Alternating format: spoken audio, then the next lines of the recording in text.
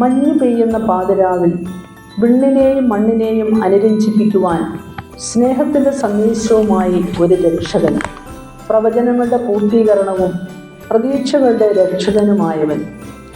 ബത്ലഹേമിലെ കാലിത്തൊഴുത്തിൽ സ്നേഹത്തിൻ്റെ സന്ദേശവുമായി ഭൂജാതനായതിൻ്റെ ഓർമ്മ. ക്രിസ്മസ്, വചനമാംസമായ ദിനം. അവൻ തന്നെ ശൂന്യനാക്കി ദാസന്റെ രൂപം സ്വീകരിച്ച് മനുഷ്യരുടെ സാദൃശ്യത്തിലായി തീർന്ന ആകൃതിയിൽ മനുഷ്യനെ പോലെ കാണപ്പെട്ടു. സ്വയത്തെ വെറുമയാക്കിയ സ്നേഹഗായകന്റെ സ്നേഹത്തിൻ്റെ സ്നേഹജനനത്തിൻ്റെ ദിവ്യ സന്ദേശം പ്രകൃതിയും ചരാചരങ്ങളും ഇന്ന് പ്രഘോഷിക്കുകയാണ്. അന്ധകാരത്തിൻ്റെ പടുകുഴിയിൽ മുങ്ങി ആത്മീയ അന്ധത ബാധിച്ച തൻ്റെ ജനത്തെ നേടുവാൻ കടന്നു വന്ന രക്ഷകൻ ഒരു പ്രകാശമായിരുന്നു. അവൻ മനുഷ്യരുടെ വെളിച്ചമായിരുന്നു. ആ വെളിച്ചം ഇരുളിൽ പ്രകാശിക്കുന്നു. അതിനെ കീഴടക്കുവാൻ ഇരുളിന് കഴിഞ്ഞില്ല. ഒരു നക്ഷത്രത്തിൻ്റെ നുറുങ്ങുവെട്ടവും ചെറുചലനങ്ങളുമാണ് ജ്ഞാനികൾക്ക് ദിശാബോധം കൊടുത്തത്.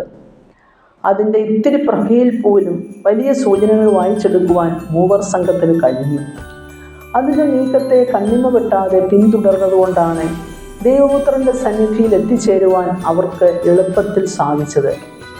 സൃഷ്ടപ്രപഞ്ചത്തിൻ്റെ 4 കെട്ടിനുള്ളിൽ നമുക്ക് നേർദിശ കാട്ടാനുള്ള പലതരം ചൂണ്ടുപലകകൾ നമ്മെ സ്നേഹിക്കുന്ന ദൈവം നാട്ടി നിർത്തിയിട്ടുണ്ട്. നമ്മുടെ പാദങ്ങൾക്ക് കരുത്തു പകരാൻ അവിടുത്തെ വിശുദ്ധ വചനങ്ങൾ അവയിൽ കുത്തിവെച്ചിട്ടുണ്ട്. അവ വായിച്ചെടുക്കുവാൻ നമുക്ക് സാധിക്കണം. നമ്മുടെ നടപ്പാതകൾ ദീപ്തമാക്കാൻ നമ്മെ കരുതുന്നവൻ ശരറാന്തലുകൾ കൊളുത്തിവെച്ചിട്ടുണ്ട്. അവ പലരുമാകാം, പലതുമാകാം. തികച്ചും അവിചാരിതമായി ഒരു വഴിപോക്കൻ കത്തിച്ചു കാട്ടുന്ന തീക്കൊള്ളി പോലും ചില സമയങ്ങളിൽ നമുക്ക് പ്രതീക്ഷിക്കുന്നതിലേറെ പ്രകാശമുണ്ടാകും. നമ്മുടെ ചിന്തകളെയും ചെയ്തികളെയും നേരിൽ നയിക്കാൻ നെഞ്ചിടുക്കിനുള്ളിൽ തെളിച്ചു തന്നിട്ടുള്ള മനസ്സാക്ഷിയുടെ മൺചിരാതനും കേവലം ഒരു ശിശുവിൻ്റെ ശാസനത്തിനുമൊക്കെ നമ്മുടെ നന്മയ്ക്ക് ഉപകരിക്കുന്ന എന്തെങ്കിലുമൊക്കെ ദൈവം കരുതിയിട്ടുണ്ട്. ഹൃദയത്തിൽ എളിമ മുഖ്യഭാഗമാക്കിയ വിജ്ഞാനികൾക്ക് കിഴക്ക് കണ്ട നക്ഷത്ര കാഴ്ച വലിയൊരു അന്വേഷണത്തിന് വഴിയൊരുക്കിയതും ഇതുകൊണ്ട് തന്നെ ആവണം. രക്ഷകൻ അവൻ്റെ പ്രാഭവും പ്രകൃതിയെ പ്രകടമാക്കുന്നു എല്ലാ കാര്യത്തിലും. രക്ഷകൻ്റെ മാമോദീസ വേളയിൽ സ്വർഗം തുറക്കപ്പെട്ടു. പിതാവ് തുറന്ന സ്വർഗത്തിലൂടെ പുത്രനോടുള്ള കരുതൽ വാചകമാക്കി പരസ്യ ജീവിത പാരമ്യത്തിൽ പ്രിയപ്പെട്ട 3 ശിഷ്യരോടൊപ്പം ഉയർന്ന മലയിൽ പ്രഭാപൂരിതനായി. പുത്രൻ മോശയോടും ഏലിയായോടുമൊപ്പം നിന്നു. നക്ഷത്രം ജ്ഞാനികൾക്ക് സത്യത്തിലേക്കുള്ള ചൂണ്ടുപലകയായിരുന്നു. പാണ്ഡിത്യത്തെ അറിവിൻ്റെ വഴികളിലെ അന്വേഷണത്തിന് ആരംഭമാക്കി അവർ ഇറങ്ങി തിരിച്ചു.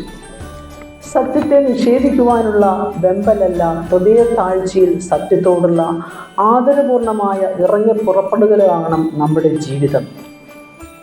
അറിവിനെ ആത്മശക്തിയാക്കി തീർക്കുകയാണ് യഥാർത്ഥ അന്വേഷകർ. അന്വേഷണത്തിനിടയിൽ വഴികൾ പിണയാം. വിജ്ഞാനമുണ്ടെങ്കിലും വഴി തെറ്റാം. വഴിതെറ്റിയവർ രാജകൊട്ടാരത്തിലെത്തി.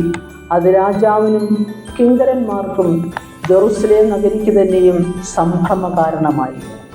ജെറുസലേം ഹെറോദോസിനോടൊപ്പം വഴിയെത്തെറ്റിയവരെ ശരി വഴിയിലാക്കാൻ വഴി ആരാഞ്ഞു. അവർ ഒന്നടങ്കം വചനത്തിലേക്ക് തിരിയുകയാണ്. വഴി തേടുന്നവർക്കും വഴി തെറ്റിയവർക്കും സംഭ്രമത്തിൽപ്പെട്ടവർക്കും ഒരുപോലെ വെളിപാട് തീർക്കുന്ന ദൈവവചനം മാത്രമാണ് പരിഹാരം. വചനാർജനത്തിൻ്റെ വഴികളിലും കരുതൽ വേണം. വചനത്തെ ആത്മശക്തിയാക്കണം. ആക്രമണത്തിൻ്റെ കാരണമാക്കരുത്. ഹെറോദേസിന് കിട്ടിയ അറിവ് ശിശുവിനെ നശിപ്പിക്കുവാനുള്ള വാളിൻ്റെ ഒരുക്കമായി.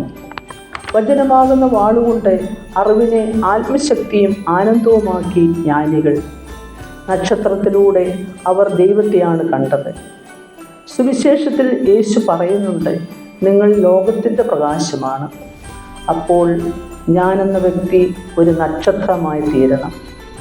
വെറുതെ കത്തി നിൽക്കലല്ല, പിന്നെയോ ക്രിസ്തു എന്നിലുണ്ട് എന്ന് ജീവിത സാക്ഷ്യത്തിലൂടെ കാണിച്ചു കൊടുക്കണം. നമുക്ക് ഈ ക്രിസ്മസ് കാലത്ത് ഇങ്ങനെ പ്രാർത്ഥിക്കാം: ദൈവമേ, നിന്നെ മറ്റുള്ളവരിലേക്ക് കാണിച്ചു കൊടുക്കുന്ന ഒരു നക്ഷത്രമായി എന്നെ മാറ്റണമേ. ദൈവം നമ്മെ അനുഗ്രഹിക്കട്ടെ.